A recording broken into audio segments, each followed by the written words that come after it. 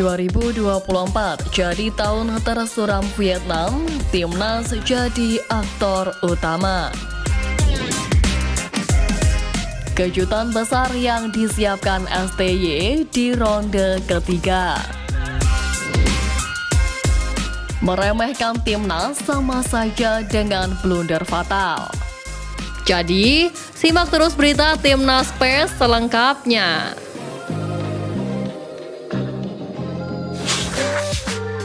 "2024 jadi tahun tersuram Vietnam, timnas jadi aktor utama." Timnas Indonesia tampil gemilang sepanjang tahun ini, terutama saat berjumpa Vietnam di semua level kelompok usia. Timnas Indonesia jadi lawan yang paling ditakuti oleh Vietnam pada tahun ini. Pasalnya, tim Garuda mendominasi hasil pertemuan atas Vietnam. Superioritas tim Merah Putih menjadi sorotan media Vietnam, salah satunya yakni Soha. Soha mengulas ambruknya sepak bola Vietnam dengan menuliskan kekecewaan fans di sana. Pada laga terkini pun timnas Indonesia U16 mengajar Vietnam U16 dengan skor telak 5-0 di perebutan tempat ketiga ASEAN Cup U16 2024 pada Rabu 3 Juli lalu. Kekalahan ini pun memperpanjang catatan kelam Vietnam di tahun ini. Vietnam sudah kalah dalam 4 pertemuan terakhir kontra timnas Indonesia di semua level kelompok umur. Sebelumnya, skuad Garuda memulai hasil positif atas Vietnam pada Piala Asia 2023, di mana saat itu tim asal Sintayong sukses mengantongi kemenangan 1-0 di fase grup. Gol kemenangan timnas Indonesia diciptakan oleh Asnawi Mangkualam. Dominasi timnas Indonesia berlanjut di kualifikasi Piala Dunia 2026, di mana kedua tim bertemu dalam lanjutan ronde kedua grup F.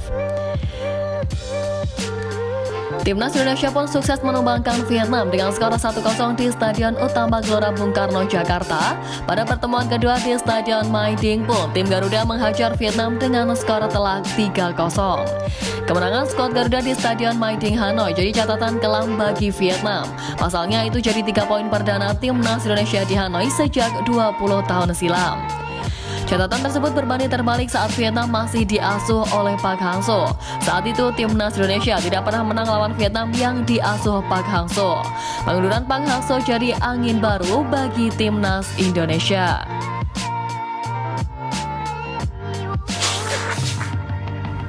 Kejutan besar yang disiapkan STY di ronde ketiga.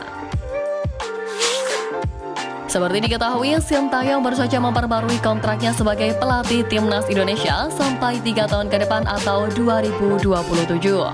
PSSI sebelumnya memang telah menjanjikan kontrak baru bagi Sintayong apabila mampu membawa timnas senior maupun U23 mencapai target di Piala Asia. Saat itu, Sintayong ditargetkan membawa timnas Indonesia senior lolos fase grup Piala Asia 2023 dan mencapai perempat final Piala Asia U23.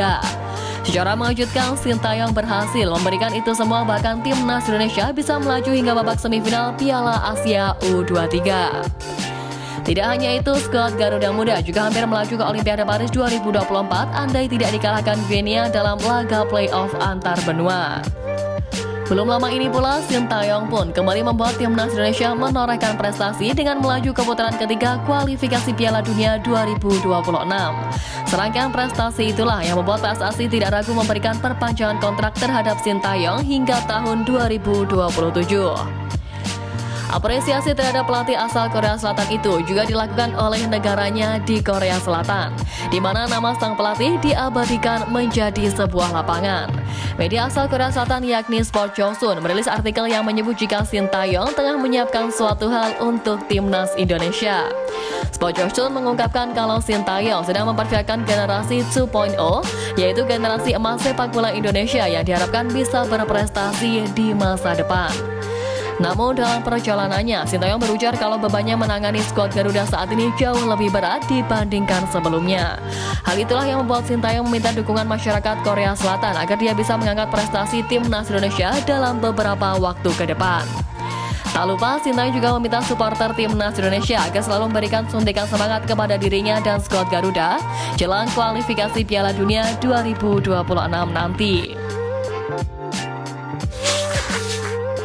Meremehkan timnas sama saja dengan blunder fatal. Pemain senior Timnas Bahrain turut berkomentar usai negaranya berada segrup dengan Timnas Indonesia dan Jepang di kualifikasi Piala Dunia 2026. Menurutnya, perjuangan para pemain Timnas Bahrain tersebut tidak akan mudah karena akan berjumpa tim-tim kuat termasuk Timnas Indonesia. Seperti diketahui, skuad Garuda tergabung di grup C pada putaran ketiga kualifikasi Piala Dunia 2026 bersama tim-tim papan atas Asia. Sebelumnya, tim Merah Putih masuk ke dalam pot 6 dalam undian putaran ketiga kualifikasi Piala Dunia 2026, sehingga wajar jika tergabung di grup neraka.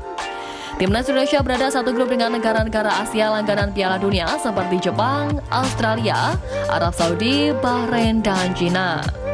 Pasukan Sintayong berhak lolos ke putaran ketiga kualifikasi Piala Dunia 2026 usai finish sebagai runner-up babak sebelumnya di bawah Irak. Pencapaian ini membuat skuad Garuda menjadi satu-satunya wakil Asia Tenggara yang mampu menembus ronde ketiga kualifikasi Piala Dunia 2026. Berkaca dari peluang Bahrain dan Indonesia yang terbilang sulit untuk lolos ke Piala Dunia 2026, kiper senior Bahrain Syed Muhammad Jafar mengatakan kalau timnya akan berjuang maksimal. Meremehkan Indonesia ia anggap sebagai blunder fatal. Sebab seperti diketahui, Timnas di tangan Sintayong menjadi tim yang paling sulit ditebak. Garuda mampu menjadi kejutan yang cukup merepotkan tim-tim besar Asia lainnya. Piala Asia U23 menjadi bukti betapa mengerikannya Timnas di tangan STY. Bahkan tim sekelas Korea dan Australia harus pulang dengan kepala tertunduk usai dihancurkan pasukan STY.